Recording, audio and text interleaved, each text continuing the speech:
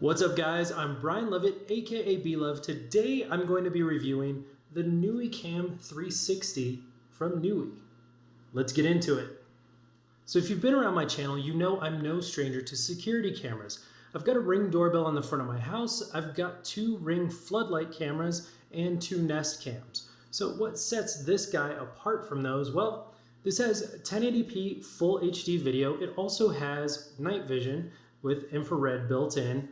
It has a speaker for two-way communication, so you can not only hear, but you can also project your voice out of it using the microphone in the app. But the really cool thing about this is it has a 101 degree field of view and 355 degrees of panning. It also tilts, and all of that adds up to a pretty cool camera. Let's start with the unboxing.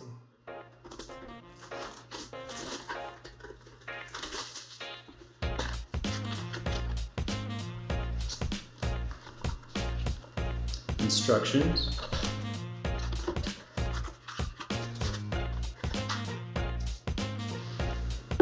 The camera.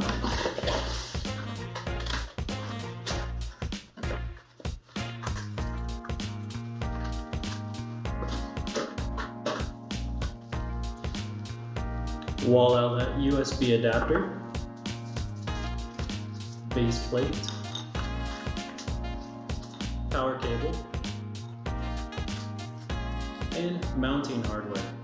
So now that we've got it unboxed and out of its packaging, what else sets this thing apart? Well, you can look at the design aesthetic, and I think this resembles a lot of the Nest Cam products.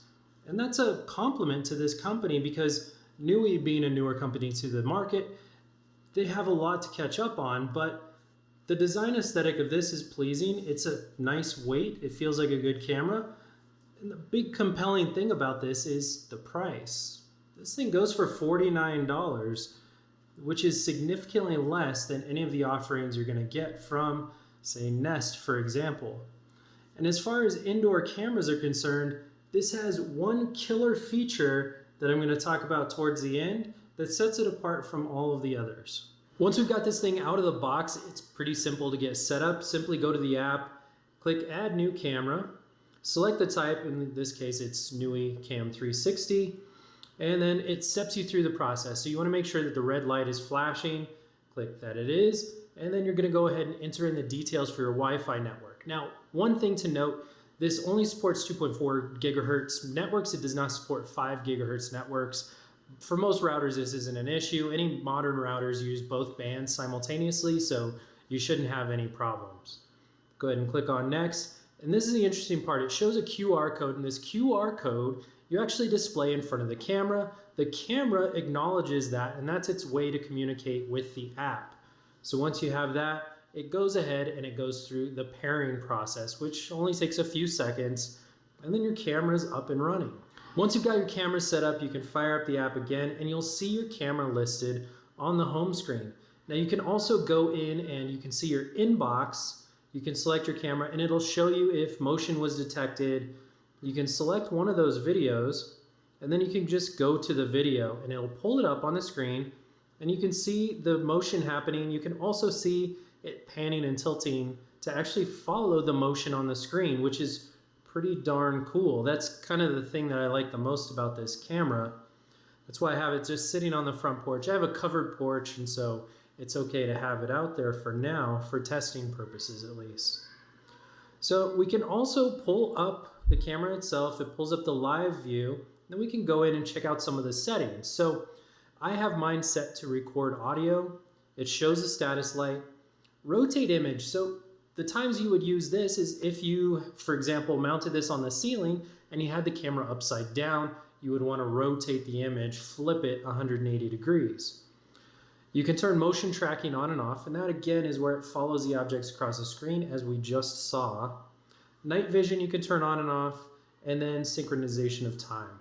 Now when we dive into motion detection settings, you can set the sensitivity here, and you can also set a schedule so that it only does motion detection at certain hours of the day.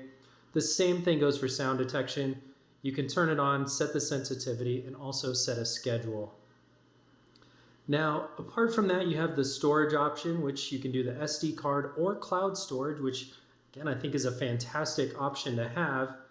And you can, of course, do camera sharing. So you can go to your partner or a friend or family member, whoever it might be, and you can share the app with them so they have access to the camera and they can get motion alerts and such as well.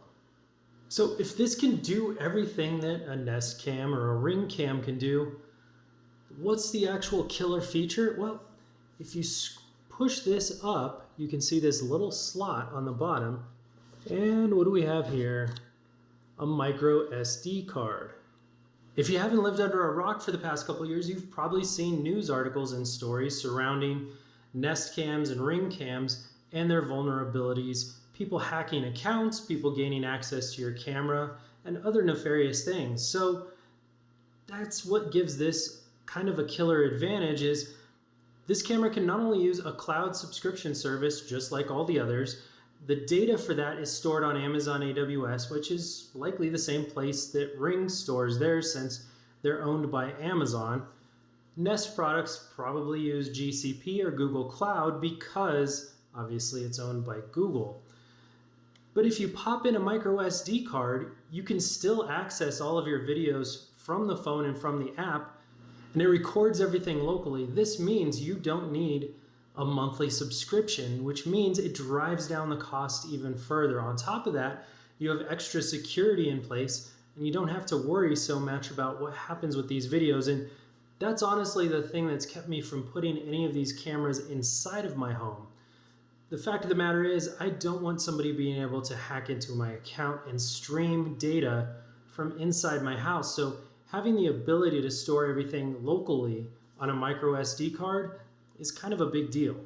So if the app is intuitive, it's easy to set up, it feels like it's a high quality device, and it seems to meet the mark on all of the specs that the other major cameras have, what are the drawbacks to this? Well, honestly, I can't really think of any off the top of my head, and having used this for just a few days, the only thing I would like to see is, I would like to see a 360 version of this for outdoor use. See, this one's designed for use inside the home, is something like a baby monitor, for example, and I think having something like this outside the home would be fantastic.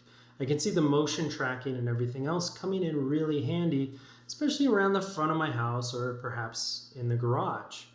Now, Nooie does have some exterior cameras, and it looks a lot like the Nest Cam, and that's not to take a jab at them. Honestly, I think that's a great thing because Nest and Google are known for having a very good design aesthetic. So if anything, that's a plus. I think this company is one that you should watch in the upcoming months and years, and it seems like they have some compelling products coming to market. One of their goals, one of the missions of the company is to bring you superior technology at a low cost, and I think at $50, $49.99 for this, they're definitely meeting the mark on that.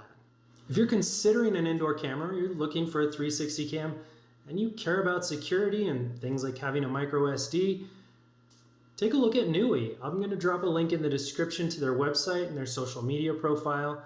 Let me know if you guys have any questions about their products. I'm happy to answer them. Until next time, thanks guys. See ya.